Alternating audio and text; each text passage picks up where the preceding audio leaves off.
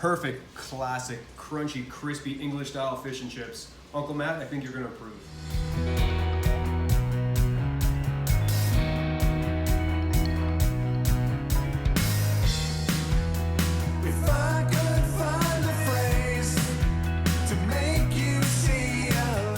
Cheoff Geoff here. Welcome to my kitchen. If you're new to the channel, don't forget to hit the old subscribe button. If you like what you're seeing, give me a big thumbs up. Today's recipe will be posted on cheoffgeoff.ca. All right, so if you want to think like a chef, sometimes you just got to learn from the pros. So with that in mind, I'm teaming up with Uncle Matt's Cookery channel, which incidentally is the most English-sounding cooking channel name I've ever heard in my life, to recreate his recipe for fish and chips. So I'm super honored to be working with Uncle Matt, and he is a guy who's got 25 years experience in the food business, whether that's fine dining and catering and so forth. And after a while, like a lot of us chefs, it really burned him out, and he decided to kind of walk away from the business and start his cookery channel. And what that did is allowed him to have a little bit, to kind of regrow his mojo and his love for the food business and producing food. So if you haven't checked out his channel before, I really highly recommend you do it. After watching this video, he really specializes in classical, proper English cuisine. You're gonna learn a lot, you're gonna love what he does. And he also found time to write a novel. Not sure how that happened. So the man wears many hats, super creative, very funny. And guys, please check him out. So, in the meantime, let's get working on these French fries. Okay, so with the fish and chips, first thing I have some frozen haddock. It's Canadian from the East Coast. These are 6-ounce pieces. I thawed it overnight, but when you thaw frozen fish, it produces a lot of water when it thaws out. So I'm just gonna season the flesh with just a little bit of salt. What that's gonna do is draw out any excess liquid. And you want to get all that liquid gone right before you fry it, because any excess liquid, the batter's not going to stick, and you're not going to get that really crispy, beautiful English-style fish and chips. Now, in the meantime, we've got to start preparing our French fries. So what we're using here are russet potatoes. Now, I say French fries, the English say chips, but over here across the pond, we're not going to peel these like you do over there, Uncle Matt. We have nothing to hide. We're not peeling our potatoes. So what we're going to do here is I got my russet potato, and I'm going to cut that little end off so it sits in place. And we're just going to cut wedges. Nice big thick pieces, unlike, McDonald's style French fries. These are going to be really, really big wedges of fries. What I'm going to do is throw them in some water so they don't discolor. And what we're going to do is we're going to brine them for about 2 hours in the fridge with a little bit of apple cider vinegar. What that apple cider vinegar is going to do is remove all the starches from those potatoes. And if you have a really starchy potato when you're frying it, you're never going to get a crispy potato. It's going to be kind of limp, and that's the last thing you want when it comes to a French fry. I'm going to cut up the rest of these. We're going to make ourselves a coleslaw. Be back in a second. All right, so over across the pond at those fish and chip shops, and like Uncle Mac's video, it's served with mushy peas. But I got to tell you guys, those things are gross, and we're just not going to make those. So over here in North America, we like to serve our fish and chips with a coleslaw. So instead, I'm going to make a nice fresh red cabbage coleslaw. So just over in this bowl, I have 2 tablespoons of granulated sugar, 1 tablespoon of salt. We're going to go with half of a cup of apple cider vinegar. We're going to dissolve our sugars into that liquid. This is 1/3 of a cup of extra virgin olive oil. Okay. Just a touch of Dijon mustard and some honey. This is about a tablespoon of honey. And this is just going to give a really nice, fresh, clean finish to the richness and crispiness of those fish and chips. Perfect. So I had some red cabbage left over from my quinoa bowl, and all we're going to do here is cut up some cabbage. And you can use whatever you have lying around. You can use red cabbage, you can use Savoy cabbage, green cabbage, whatever you got. If you've got some carrots, or some red onions. I think that would be a nice compliment as well.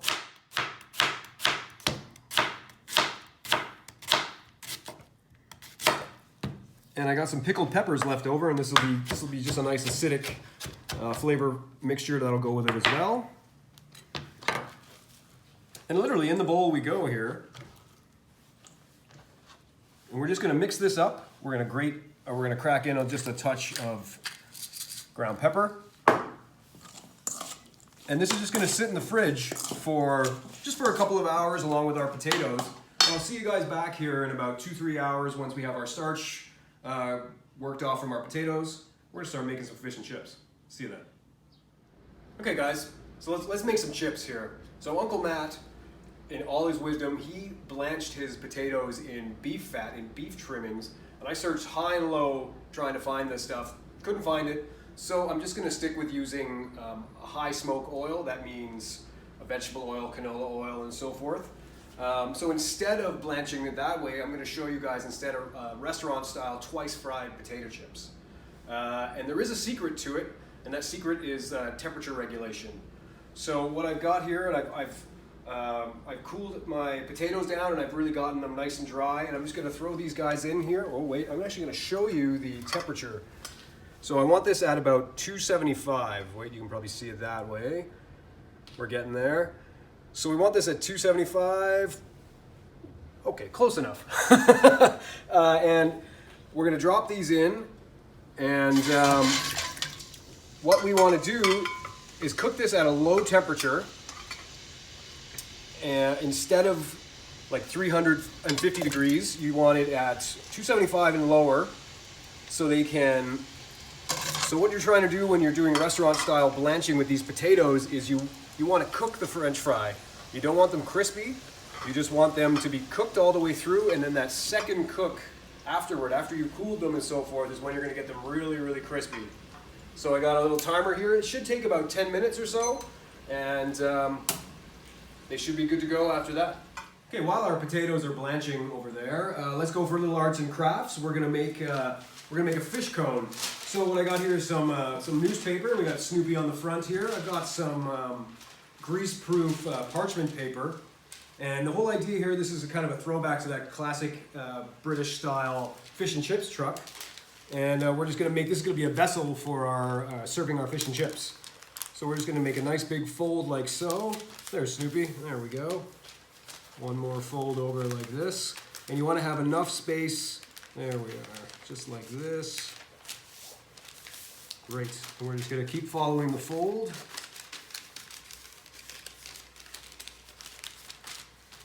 And then we're just going to fold it upward and tuck it in on this little spot right here. And there's Snoopy. There he is. What does he have to say? Oh, it's in Portuguese. And there's our fish cone. And this is going to be a great little way to serve out your fish and chips. All right, you can't make a great fish and chips without a real proper English-style batter. And Uncle Matt gave a really great tip in his video.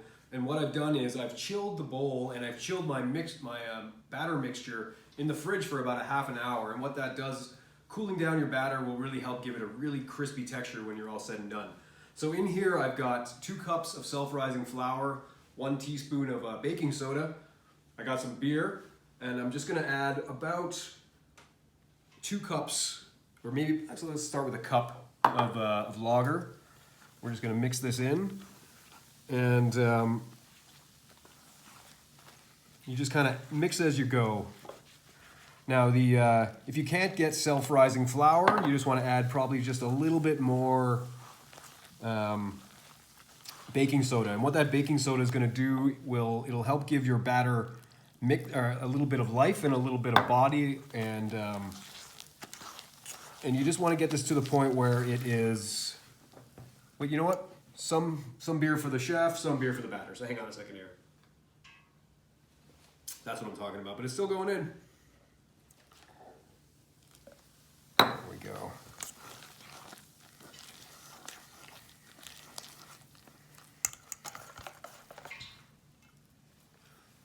Okay, so what you're looking for is a really consistent and nice and light, not too thick a batter. You want to kind of use your finger as a And you see how it just kind of drops off slowly like that. That's the thickness of the batter, the way it'll work around your fish. So we got our haddock here, and I just pulled it out of the fridge about 20 minutes ago, and it's come to kind of room temperature. I cut it into kind of smaller pieces, just because my pot won't fit these giant pieces of fish. And this is just regular all-purpose flour. And what you want to do is just shake off any excess flour, give it a little shake, and it's going to go right in our batter. Okay, we got our pot here at 350 degrees. We've got our fish here sitting in the batter. So I'm just going to quickly give it a little slap and tickle on the sides here. And just get any excess batter is just going to fall off like that. And then we're just going to slowly dredge this in the hot oil. So see how it bunches up right there? So just let it float, in it goes. If it hits the bottom of your pot, it's going to stick. And that's really the last thing you want. You don't want your fish sitting there at the bottom. So one more little slap and tickle, and in our pot we go. So just take that extra moment, and the longer it sits in that oil, it'll start to, there we go, start to pop right back up again. Great, and now, so this should take about 2.5 to 3 minutes per side. And we're gonna have some beautiful, crunchy, crispy, English-style fish and chips before you know it. All right, so kind of a dead giveaway when you're ready to start flipping. You're starting to see the edges get a little brown. So what I'm gonna do is just flip them over, and we'll give them another 2 or 3 minutes. Look at the color on that batter, that's beautiful. So the interesting thing about fried fish in this way is the fish itself isn't being cooked by the oil. The residual heat of cooking that batter and in the center of it steams the fish, and that's what makes the fish so moist, is that it's actually steaming inside of that hot batter cocoon. Let's go with that. Okay, we got some beautiful looking fish and chips here. Look at that, like just perfect color. The crispiness is just perfect right there. So I'm just gonna lay these on some kitchen paper. And then we're just going to flash fry our chips. And like I was saying before, we had 275 just to blanch them, and then we're going to flash fry them at 375 or 325, 350. There we go. And this will take about 2 or 3 minutes, and we're going to get that lovely, perfect, crunchy, crispy chips to go with our fish and chips. Now that's just a perfect crispy fry right there. We'll let this drain straight into the bowl. And it's a really, if you've got a good French fry, it's gonna make a really great sound in this metal bowl. You gotta season it with a ton of salt, and just listen to that, just the way the metal reacts to it. That right there is just perfect chips, guys. Well, it smells awesome in this place right now, guys. So it's time to plate. We've got some crunchy chips. We've got some perfect fish and chips right here. So we're just gonna start putting these down on the plate. And these chips are they've got just perfect amount of crispness, and they're gonna go so well with our fish here. I've garnished the board here with some green goddess dressing from my quinoa bowl a couple of weeks ago. And it's, instead of English tartar, I decided to use what was on hand. All right, so we got Snoopy here ready to go with our fish cone, and we're just gonna line them up. We're just gonna stuff it full of fish. Oh, we're gonna only fit 2 in there. That's perfect. All right, 1 goes there. 1 will go here like so.